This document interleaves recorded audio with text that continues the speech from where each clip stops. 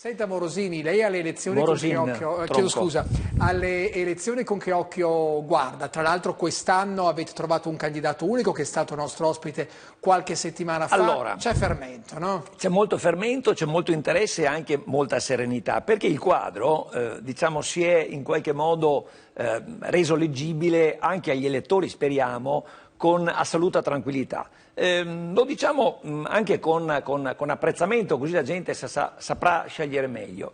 Abbiamo già il vincitore, è scontato, bisogna essere realisti, no, meriti, non meriti, diciamo che Zaia è già il candidato che con certezza, salvo che non accadano rivoluzioni imprevedibili, sarà rieletto. Qualcuno ha detto può risparmiare i soldi della campagna elettorale. No, ecco, questo no, queste sono battute ovviamente, è importante la campagna elettorale perché il confronto, come si parlava prima, democratico, lei diceva c'è una sofferenza della democrazia, io lo so, ho scritto anche un libro proprio sulla democrazia, uscito da poco e presentato a Padova dal professor Bertolissi. Il tema della democrazia è centrale e quindi il confronto è indispensabile, le elezioni vanno tenute, con garanzia ovviamente per la salute dei cittadini, vanno tenute. Nel caso Veneto, e questo lo dico con piacere perché è più facile la comunicazione, Zaia ha già vinto. E non è che siamo dispiaciuti, siamo preoccupati per il fatto che questa vittoria poi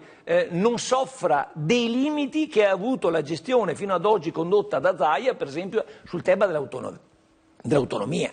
Per me è importantissimo capire questo. Quindi abbiamo da un lato un presidente che, amato dai veneti, che ha gestito bene quella realtà che era a disposizione, probabilmente anche altri con una certa responsabilità avrebbero potuto fare bene come lui, comunque non andiamo a indagare. Il problema del Veneto, della sanità del Veneto rispetto alla sanità delle altre regioni, ha dimostrato che questo territorio ha un'organizzazione, un quadro diciamo più identitario, più legato alla nostra storia, più legato alla nostra visione della sanità. Quindi Zaia ha già vinto. E allora cosa serve fare elezioni? Serve, importantissimo, perché Zaia andrà a correre, volenti o nolenti, con una alleanza dove ci sono dentro due partiti che sull'autonomia mi pare che non siano molto affidabili, con tutto rispetto. È legittimo vedere prima l'autorità centrale statuale e poi le autonomie secondo principi di però sono idee. Allora, siccome il suo limite, io credo che lui sia onesto,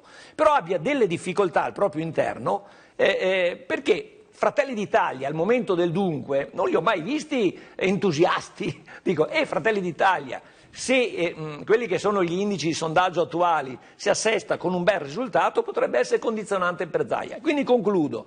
Un partito territoriale come il partito dei Veneti, che ovviamente corre tutto sui propri candidati locali, perché a questo punto il candidato presidente diventa, con tutto rispetto per ogni candidato presidente, ovviamente anche del nostro, diventano più importanti i candidati territoriali, provinciali, che andranno, se noi auspichiamo di fare un risultato eccellente, di essere il secondo partito dopo Zaia, e quindi di andare in regione con delle figure che possano liberare Zaia da quelli che sono i vincoli che Zaia ha sofferto e che purtroppo dovrà soffrire ancora, perché legato, perché impedito, limitato, nonostante lui voglia andare al risultato sull'autonomia, perché su questo non abbiamo dubbi, però limitato dalla sua stessa coalizione. Una cosa è un paradosso, è una cosa, uno scenario un po'. Voglio chiedere una cosa su questo. Se non ci fosse stato il virus, quell'autonomia non ottenuta nemmeno con la Lega al governo e con un ministro per le autonomie leghista, sarebbe stato più facile sconfiggere Zaia?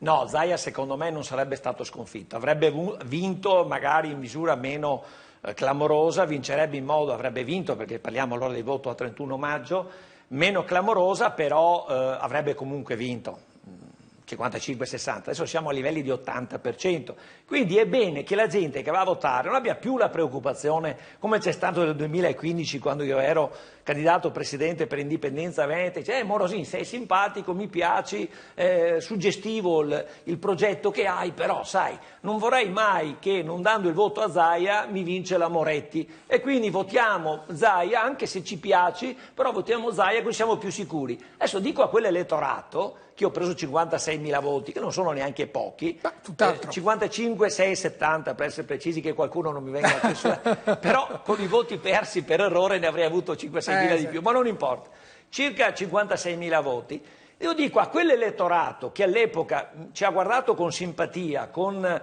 grande rispetto e attenzione, che quasi quasi era lì per votarci perché un partito del territorio è importante, la stesso Zaia è nato da un partito del territorio che poi si è evoluto, io dico oggi non avete più questo problema perché, con tutto rispetto, il PD è ancora in fase di cerca di una sua soluzione e sicuramente non è un pericolo anche con il candidato che ha presentato. I 5 Stelle sono calanti, non c'è più il Tosi che ha raccolto un significativo 12%, quindi voglio dire è l'occasione per non votare contro Zaia, per sostenere quello che Zaia non potrà fare, per andare oltre Zaia, diciamo noi.